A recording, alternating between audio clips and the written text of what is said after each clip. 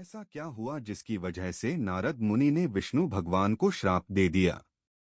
श्री नारद मुनि जी बड़े ही तपस्वी और ज्ञानी ऋषि हुए, जिनके ज्ञान और तप की माता पार्वती भी प्रशंसक थीं। एक दिन माता पार्वती श्री शिव से नारद मुनि के ज्ञान की तारीफ करने लगीं। शिव ने पार्वती जी को बताया कि नारद बड़े ही ज्ञानी हैं, लेकिन उनको एक बार बहुत ज्यादा अहंकार हो गया था, और किसी भी चीज का अहंकार अच्छा नहीं होता है। एक बार नारद को इसी अहंकार के कारण बंदर बनना पड़ा था। यह सुनकर माता पार्वती को बहुत आश्चर्य हुआ कि ऐसा कैसे हुआ। तब श्री शिव ने बतलाया कि इस संसार में कोई कितना ही बड़ा ज्ञानी हो, लेकिन श्री हरि जो चाहते हैं वो उसे बनना ही पड़ता है। तब उन्होंने श्री शिव भगवान से पूरा कारण जानना चाहा। तब श्री शिव भगवान ने बताया कि हिमालय पर्वत में एक बड़ी पवित्र गुफा थी। उस गुफा के निकट ही गंगा जी बहती थीं। वह परम पवित्र गुफा नारद जी को अत्यंत सुहावनी लगी। वहां के पर्वत, नदी और वन को देखकर उनके हृदय में श्री हरि विष्णु की भक्ति अत्यंत बलवती हो उठी और वे वहीं बैठकर तपस्या में लीन हो गए। नारद मुनि की इस तपस्या से देवराज इंद्र भयभीत हो गए कि देवर्षि नारद अपने तप के बल से कहीं उनका स्वर गन छीन लें। इंद्र ने नारद की तपस्या भंग करने के लिए कामदेव को उनके पास भेज दिया। वहां पहुंचकर कामदेव ने अपनी माया से वसंत ऋतु को उत्पन्न कर दिया। पेड़ और पत्तों पर रंग बिरंगे फूल खिल गए, कोयले कूकने लगीं और भौरे गुंजार करने लगे। कामाग्नि को भड़काने वाली शीतल मंद सुगंध सुहावनी हवा चलने लगी। रंभा आदि अप्सराएं नाचने लगीं, किंतु कामदेव की किसी भी माया का नारद मुनि पर कुछ भी प्रभाव नहीं पड़ा। तब कामदेव को डर सताने लगा कि कहीं नारद मुझे श्राप न दे दें, इसलिए उन्होंने श्री नारद से क्षमा मांगी। नारद मुनि को थोड़ा भी क्रोध नहीं आया और उन्होंने कामदेव को क्षमा कर दिया। कामदेव वापस अपने लोक में चले गए। कामदेव के चले जाने पर नारद मुनि के मन में अहंकार, घमंड हो गया कि मैंने कामदेव को जीत लिया। वहां से वे शिव जी के पास चले गए और उन्हें अपने कामदेव को हारने का हाल कह सुनाया। भगवान शिव समझ गए कि नारद को अहंकार हो गया है। शिवजी ने सोचा कि यदि इनके अहंकार की बात विष्णु जी जान गए तो नारद के लिए अच्छा नहीं होगा। इसलिए उन्होंने नारद से कहा कि तुमने जो बात मुझे बताई है उसे श्री हरि को मत बताना। नारद जी को शिव जी की यह बात अच्छी नहीं लगी। उन्होंने सोचा कि आज तो मैंने कामदेव को हराया है और ये भी किसी को नहीं बताऊं, ऐसा हो ही नहीं सकता। और नारद जी पहुंचे गए क्षीरसागर और शिव जी के मना करने के बाद भी सारी कथा उन्हें सुना दी। भगवान विष्णु समझ गए कि आज तो नारद को अहंकार, घमंड ने घेर लिया है। अपने भक्त के अहंकार को वे सह नहीं पाते, इसलिए उन्होंने अपने मन में सोचा कि मैं ऐसा उपाय करूंगा कि नारद का घमंड भी दूर हो जाए और मेरी लीला भी चलती रहे। इसलिए नारद को सबक सिखाने के लिए श्री विष्णु को एक युक्ति सूझी। नारद जी जब श्री विष्णु से विदा होकर चले तो उनका अभिमान और भी बढ़ गया। इधर श्री हरि ने अपनी माया से नारद जी के रास्ते में एक बड़े ही सुंदर नगर को बना दिया। उस नगर में शीलनिधि नाम का वैभवशाली राजा रहता था। उस राजा की विश्व मोहिनी नाम की बहुत ही सुंदर बेटी थी, जिसके रूप को देखकर लक्ष्मी भी मोहित हो जाएं। विश्व मोहिनी स्वयंवर करना चाहती थी, इसलिए कई राजा उस नगर में आए हुए थे। नारद जी उस नगर के राजा के यहाँ पहुँचे तो राजा ने उनका पूजन करके उन्हें आसन पर बैठाया। फिर उनसे अपनी कन्या की हंस तरेखा देखकर उसके गुणदोष बताने के लिए कहा। उस कन्या के रूप को देखकर नारद मुनि वैराग्य भूल गए और उसे देखते ही रह गए।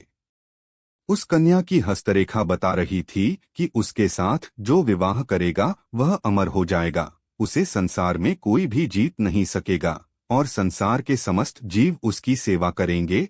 यह बात नारद मुनि ने राजा को नहीं बताई और राजा को उन्होंने अपनी ओर से बनाकर कुछ और अच्छी बातें कह दी। अब नारद जी ने सोचा कि कुछ ऐसा उपाय करना चाहिए कि यह कन्या मुझसे ही विवाह करे। ऐसा सोचकर नारद जी ने श्री हरि को याद किया और भगवान विष्णु उनके सामने प्रकट हो गए। नारद जी ने उन्हें सारी बात बताई और कहने लगे, हे नाथ, आप मुझे अपना सुंदर रूप दे दो ताकि मैं उस कन्या से विवाह कर सकूं। भगवान हरि ने कहा, हे नारद, हम वही करेंगे जिसमें तुम्हारी भलाई हो। नारद जी को यह बात समझ में नहीं आई। यह सारी विष्णु जी की ही माया थी। विष्णु जी ने अपनी माया से नारद जी को बंदर का रूप दे दिया। वो समझे कि मैं बहुत सुंदर लग रहा हूँ। वहाँ पर छिपे हुए शिव जी के दो गणों ने भी इस घटना को देख लिया। ऋषिराज नारद तत्काल विश्व मोहिनी के स्वयंवर में पहुँच गए और साथ ही शिव जी के वे दोनों गण भी ब्राह्मण का रूप बनाकर वहाँ पहुँच गए। वे दोनों गण नारद जी को सुनाकर कहने लगे कि भगवान ने इन्हें इतना सुंदर रूप दिया है कि राजकुमारी सिर्फ इन पर ही रिझेगी। उनकी बातों से नारद जी मन ही मन बहुत खुश हुए। स्वयं भगवान विष्णु भी उस स्वयंवर में एक राजा का रूप धारण करके आ गए। विश्व मोहिनी ने कुरूप नारद की तरफ देखा भी नहीं और राजा रूपी विष्णु के गले में वरमाला डाल दी। मोह के कारण नारद मुनि की बुद्धि नष्ट हो गई थी। राजकुमारी द्वारा अन्य राजा को वरमाला डालते देख वे परेशान हो उठे। उसी समय शिवजी के गणों ने ताना कसते हुए नारद जी से कहा, जरा दर्पण में अपना मुंह तो देखिए। मुनि ने जल में झांककर अपना मुंह देखा और अपनी कुरूपता देखकर गुस्सा हो उठे। गुस्से में आकर उन्होंने शिव जी के उन दोनों गणों को राक्षस हो जाने का श्राप दे दिया। उन दोनों को श्राप देने के बाद जब मुनि ने एक बार फिर से जल में अपना मुंह देखा तो उन्हें अपना असली रूप फिर से मिल चुका था। नारद जी को अपना असली रूप वापस मिल गया था, लेकिन भगवान विष्णु पर उन्हें बहुत गुस्सा आ रहा था, क्योंकि विष्णु के कारण ही उनकी बहुत ही हंसी हुई थी। वे उसी समय विष्णु जी से मिलने के लिए चल पड़े। रास्ते में ही उनकी मुलाकात विष्णु जी से हो गई, जिनके साथ लक्ष्मी जी और विश्व मोहिनी भी थी। उन्हें देखते ही नारद जी ने कहा, आप दूसरों की खुशियां देख ही नहीं सकते, आपके भीतर तो ईर्ष्या और कपट ही भरा हुआ है। समुद्र मंथन के समय आपने श्री शिव को बावला बनाकर विष पिला दिया और राक्षसों को मदिरा पिला दी और स्वयं श्री लक्ष्मी जी और कौस्तुभ मणि को ले लिया। आप बड़े धोखेबाज और मतलबी हो, हमेशा कपट का व्यवहार करते हो। हमारे साथ जो किया है उसका फल जरूर पाओगे। आपने मनुष्य रूप धारण करके विश्व मोहिनी को प्राप्त किया है, इसलिए मैं आपको श्राप देता हूँ कि आपको मनुष्य जन्म लेना पड़ेगा। आपने हमें स्त्री से दूर किया है, इसलिए आपको भी स्त्री से दूरी का दुख सहना पड़ेगा।